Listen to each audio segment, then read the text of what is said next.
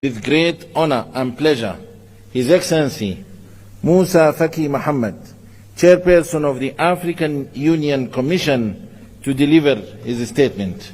Your Excellency.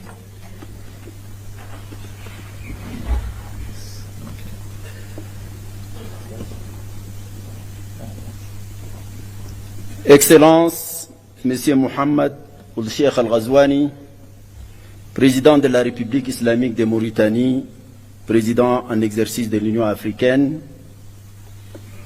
Excellence Dr Abiy Ahmed, Premier ministre de la République d'Éthiopie, Excellences, Mesdames et Messieurs les chefs d'État, de gouvernement et de délégation, Excellences, Monsieur Mahmoud Abbas, Président de l'État de Palestine, ma très chère sœur amie Mia, Premier ministre de Barbados, Excellence, Monsieur Antonio Guterres, Secrétaire général des Nations Unies, Mesdames et Messieurs les ministres, Dr Nkosazana Zuma, ancienne présidente de la Commission de l'Union africaine, Madame la vice-présidente, Mesdames et Messieurs les commissaires, Mesdames et Messieurs les secrétaires généraux et exécutifs des communautés économiques régionales et mécanismes régionaux, Mesdames et Messieurs les chefs exécutifs des organes et institutions spécialisées de l'Union africaine, Mesdames et Messieurs les chefs des missions diplomatiques,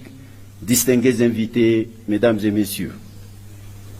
C'est à la fois avec un grand honneur et un immense plaisir que je m'adresse à vous aujourd'hui pour la dernière fois en ma qualité de président de la Commission de l'Union africaine. Je voudrais tout d'abord, puisque nous sommes encore au début de l'année nouvelle 2025, présenter à vos excellences, vos familles et vos peuples, au nom de tous les personnels de l'Union africaine, mes meilleurs vœux de santé, de prospérité et de succès. Je voudrais aussi exprimer mes sincères remerciements aux présidents en exercice avec lesquels j'ai successivement travaillé ces 8 dernières années. J'ai nommé dans l'ordre de leur présidence Alpha Condé, Paul Kagame, Abdel Fattah al-Sisi, Cyril Ramaphosa, Antoine Félix Tshisekedi, Macky Sall, Azali Assoumani et Mohammed Ould-Cheikh Al-Ghazouani. En cet instant de remembrance, je ne peux oublier le président Idriss Déby Itnou, paix à son âme, qui, en africaniste convaincu, a eu l'initiative de ma candidature à la tête de la Commission et qui s'est investi sans compter pour un tel destin pour moi. Sa mort tragique a été ma plus atroce douleur de ce double mandat.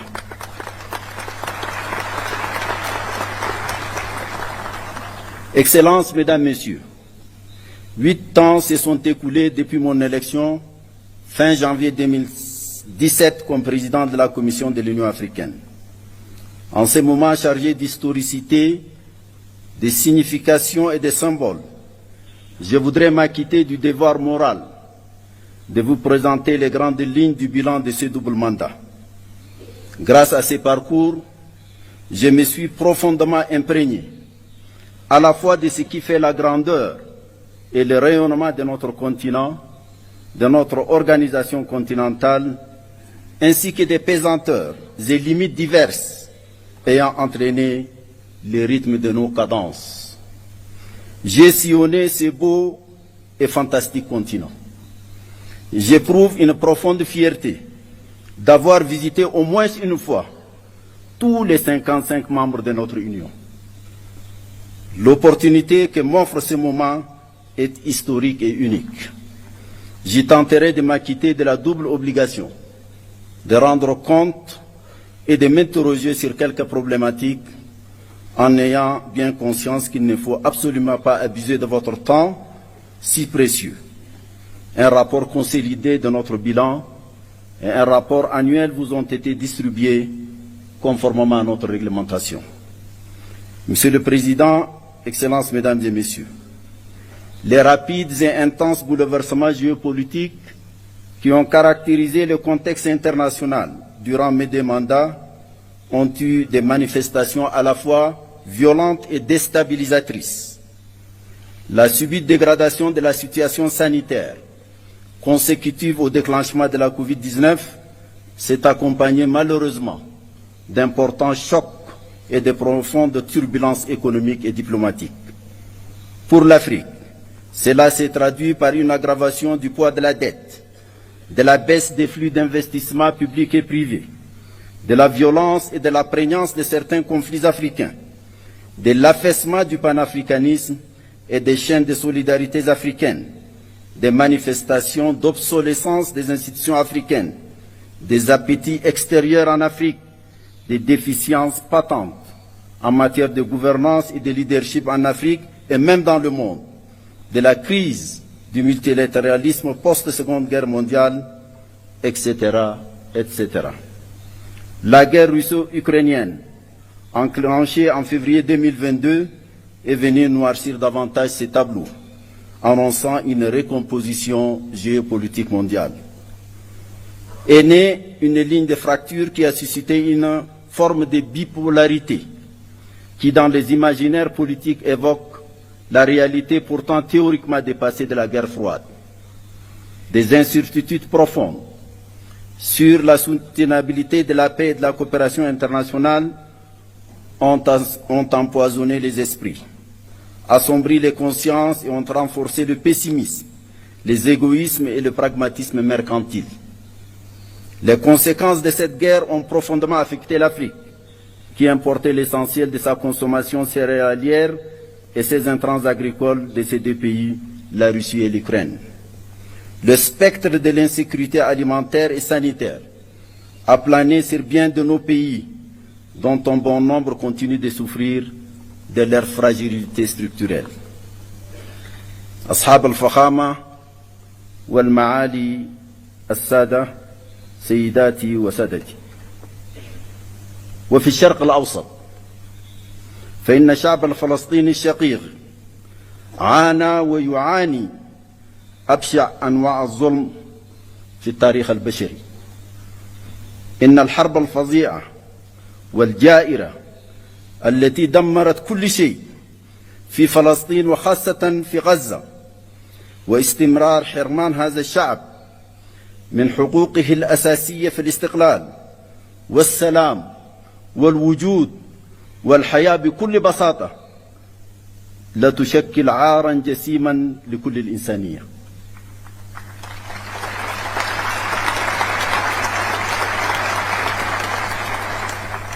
ورغم ذلك كله ظل الشعب الفلسطيني البطل صامدا، كما ظل الاتحاد الإفريقي في جانبه بكل قوة وحزم. هنيئا لك يا أخي الرئيس أبو مازن. Ces paysages d'apocalypse qu'offre aujourd'hui la Palestine, la bande et la population de Gaza en particulier, après plus d'une année de guerre destructrice de toute forme de vie et de biens, continue de se dérouler dans le silence presque total des puissances du monde, si ce n'est l'appel par certains à la déportation systématique des Palestiniens hors de leur terre. C'est le comble. C'est vraiment le comble. Ce drame inouï pèse aujourd'hui, malgré le cessez-le-feu et la libération des otages et prisonniers, facilités par le Qatar, l'Égypte et les États-Unis, sur la conscience universelle et questionne profondément sur notre humanité. Les taux de la mondialisation avancée, étouffante, déshumanisée, ne laissent point l'Afrique en dehors de l'élite hégémonique qui se déroule loin de sa terre. Bien au contraire, le continent en subit les débordements et fragmentations que traduisent les conflits par procuration, des soutiens des puissances extérieures à peine voilées aux parties belligérantes sur le continent, des expansions du terrorisme et de l'extrémisme violent, des poursuites de la guerre ravageuse au Soudan, à l'est de la République démocratique du Congo, des divisions de la Libye dont je salue l'adoption hier ici même de la charte de réconciliation, Félicitations à vous, Monsieur le Président Danou Sassou Nguesso.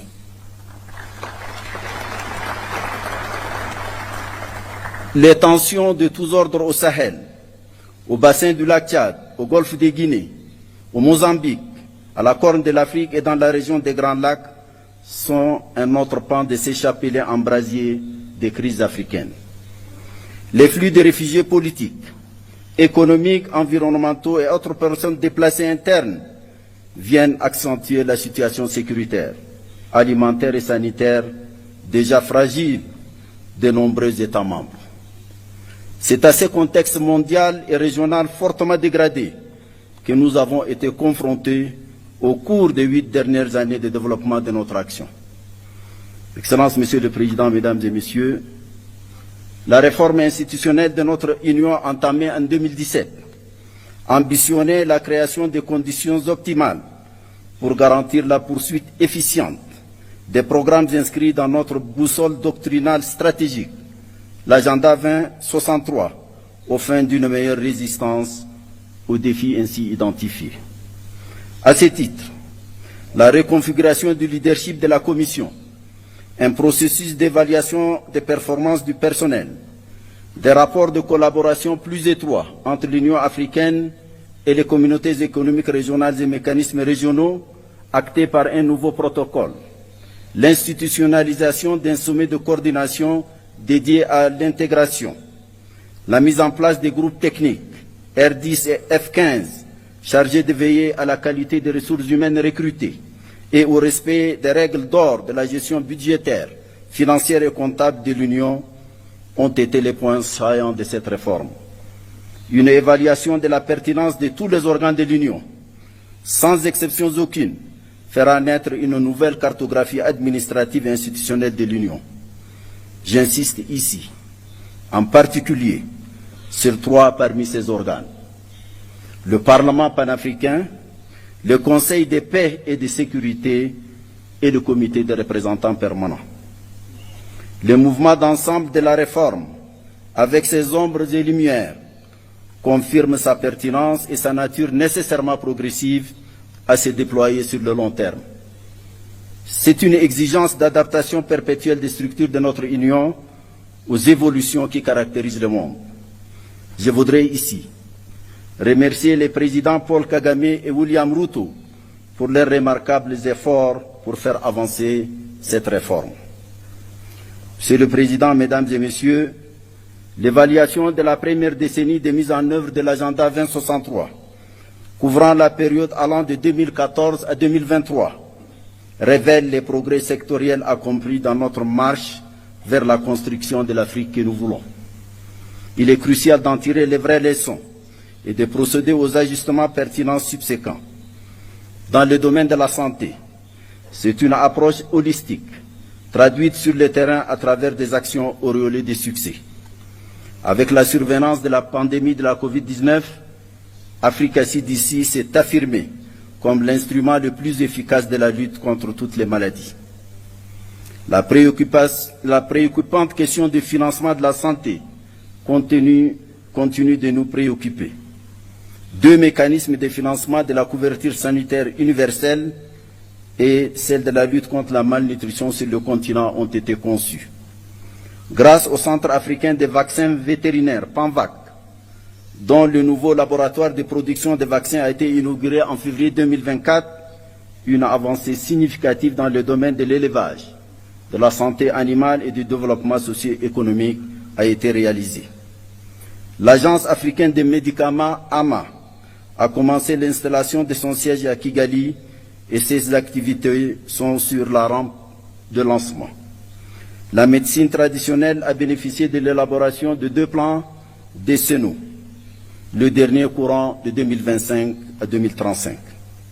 Le champ de l'éducation a été animé par la volonté de concevoir un nouveau système éducatif pensé en fonction des exigences d'un monde où l'enjeu majeur est devenu la compétition autour de l'innovation scientifique, technologique et maintenant par l'intelligence artificielle.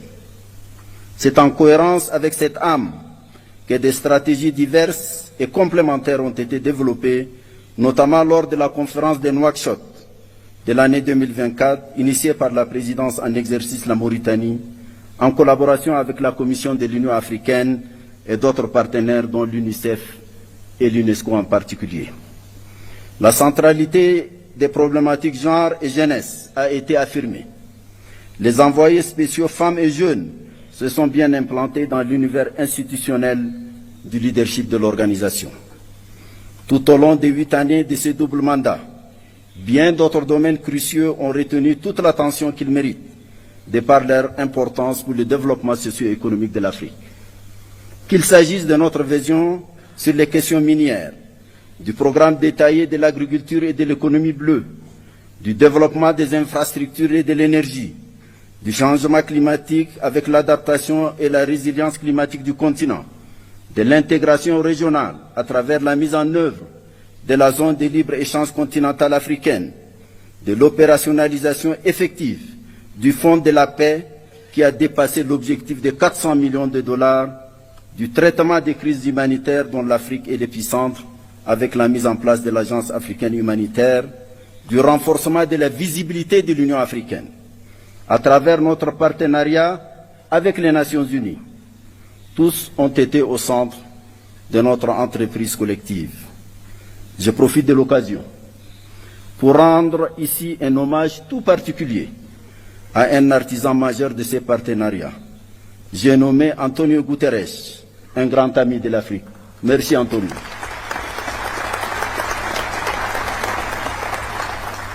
L'accession de l'Union africaine au G20 et les BRICS, dont plusieurs États africains sont membres, est venue couronner cette visibilité. Sur toutes ces questions, les structures spécialisées de l'Union africaine et les États membres ont mené des réflexions approfondies et tracé des perspectives claires pour certaines et rendu concrètes bien d'autres. Monsieur le Président, Excellences, Mesdames et Messieurs, il y a quelques mois, j'ai adressé à vos Excellences une lettre relative à quelques urgences centrales dans le devenir de notre Union et de ses capacités de réaliser au mieux possible nos objectifs. Je pense ici d'abord au Conseil de paix et sécurité, évoqué plus haut. Son rôle devrait s'accomplir sur la base des textes qui régissent son fonctionnement, dont il tire la force et la légitimité de concevoir, d'encadrer les questions prégnantes de notre sécurité collective et d'imposer, si nécessaire, les sanctions requises le cas échéant. Il est fort regrettable que ces décisions soient parfois contraires à nos principes et lorsqu'elles ne le sont pas, restent souvent lettre morte. Les décisions de cet organe continental central ne sauraient être considérées avec désinvolture et négligence par les États membres, ni par une conception et des pratiques biaisées des communautés économiques régionales au nom du principe galvaudé d'une subsidiarité interprétée de façon intéressée et partisane. L'évocation du CPS renvoie à la question des changements non constitutionnels du gouvernement. À cet égard, j'ai mentionné dans la dite lettre que nous n'avons plus désormais que 2 options. Soit abandonner les principes qui régissent actuellement cette problématique, soit les appliquer sérieusement, quitte à les réviser et les adapter à nos besoins et réalités nouvelles. Nous ne pouvons, pour notre crédibilité, continuer à ressasser telle une litanie ces principes tout en les piétinant ou acceptant leur flagrante et constante violation. Il n'y a rien de plus corrosif de notre crédibilité qu'une telle attitude qui a conduit ces derniers temps à une véritable défiance vis-à-vis des règles et principes et fragiliser l'intégration dans une partie du continent. J'ai mentionné également le marasme persistant et paralysant de notre insupportable division en matière de représentation en relation avec nos partenariats dits stratégiques. J'appelais ici encore à choisir l'une des 2 options qui s'y présentent pour nous et dont j'ai présenté clairement les termes dans ma lettre. J'avais également mentionné la question récurrente du financement de l'organisation, laquelle paradoxalement contraste avec les tendances continues de multiplication des organes sans souci de leur financement. une organisation indépendante et gardienne de notre liberté et de notre souveraineté, ne saurait se construire par les financements d'autrui. J'avais également soulevé la réduction privative d'initiative du président de la Commission de l'Union africaine et appelé à son harmonisation avec les obligations légales et coutumières qui s'imposent désormais à lui. En somme, l'essence de ma correspondance est simple et peut-être brutale.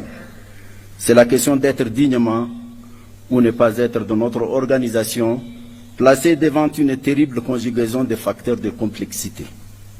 Ce sont toutes ces questions auxquelles vous faites face aujourd'hui que j'ai voulu pudiquement poser dans ma lettre.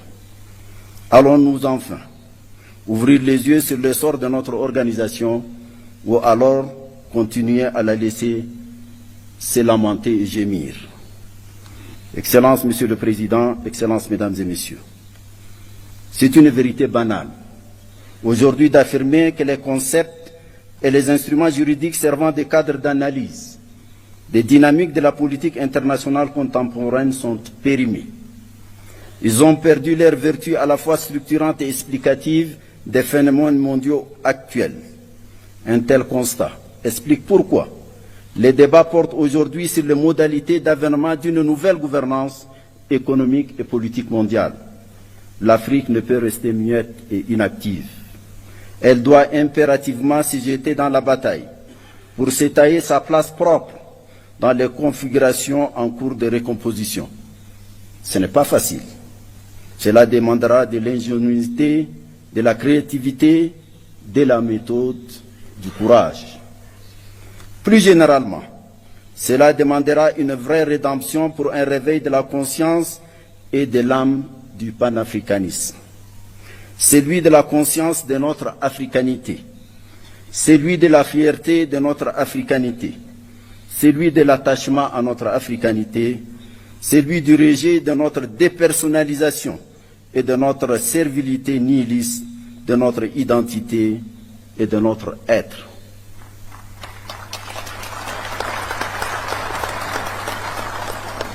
C'est à quoi nous appelle la jeunesse africaine. Celle-ci, majoritaire dans tous nos États, est de plus en plus exigeante. Sa voix résonne de plus en plus fort grâce aux nouvelles formes de communication qui amplifient toutes les expressions. Cette jeunesse africaine nous interpelle et nous fait constamment un procès en déphasage de ses aspirations, qui sont celles d'une Afrique ouverte sur elle-même et unie, souveraine dans ses politiques et choix, debout et solidaire.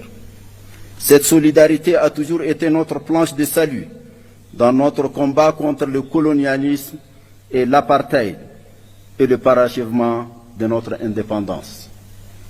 Nous venons de nous incliner sur la mémoire d'un de ces grands combattants, Sam Nujoma. Ça doit nous rappeler quelque chose, mesdames et messieurs. La foi dans notre solidarité panafricaine a galvanisé nos consciences, nos volontés et nos intelligences pour nous conduire vers un destin commun plus prometteur. Il n'y a pas de nouvelle voie de notre futur que d'écouter et de donner corps aux aspirations de notre jeunesse, nos concitoyens et notre diaspora. Monsieur le Président, Mesdames et Messieurs, je quitte définitivement mes fonctions dans quelques jours. J'avoue que je me sens envahi par un doux sentiment de liberté qui m'autorise ces quelques mots venant du cœur.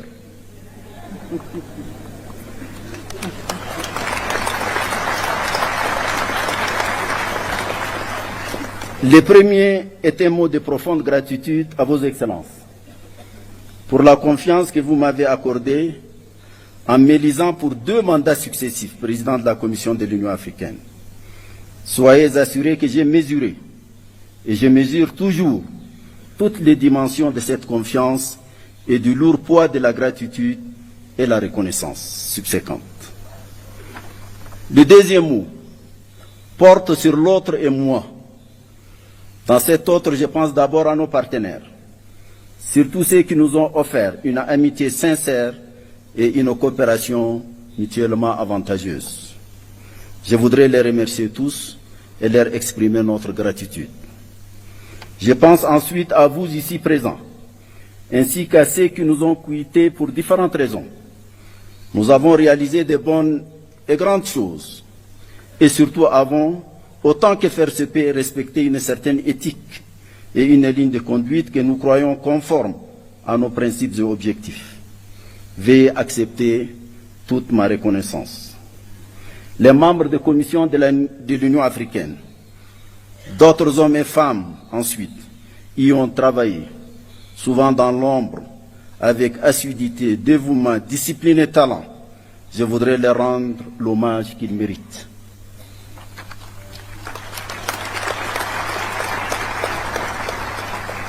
Le troisième mot est relatif à mes propres limites. J'ai tant voulu faire vite et mieux au cours des 2 mandats que vous m'avez confiés. Je sais que je n'ai pas tout fait. Peut-être ai-je sous-estimé la lourdeur de la tâche et le poids des pesanteurs. Je sais que j'ai peut-être commis des erreurs. Je ne devrais peut-être pas dire peut-être. J'ai certainement commis des erreurs. Peut-être ai-je ici ou là faibli ou m'étais trompé et manqué des occasions de faire mieux. Je voudrais m'en excuser et demander pardon si mes manquements ont causé un quelconque tort individuel ou collectif.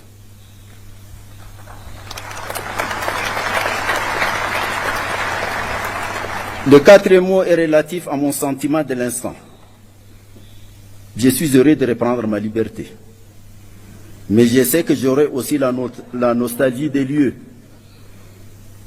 des femmes et des hommes que j'y ai connus, du peuple éthiopien à la civilisation millénaire. À vous, mon cher Dr Abiy Ahmed, Betam Amesegnalem.